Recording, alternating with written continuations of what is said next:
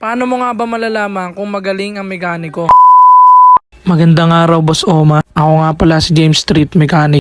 Nangangarap na magkaroon ng sarili nating motor shop. Kaya tara, samahan nyo ako sa journey na to kung paano natin kukuhain yung pangbayad sa mga utang.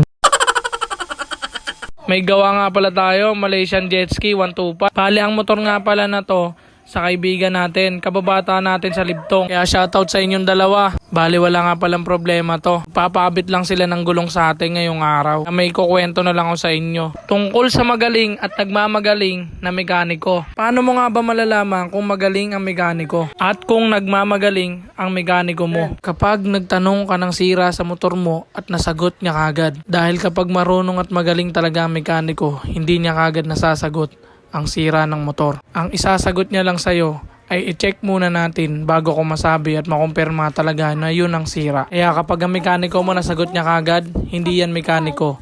Manghuhula yan. Ay tag mo na yung mekaniko mong manghuhula. Yun lang, maraming salamat sa mga nanood ng video na to. Tol, thank you.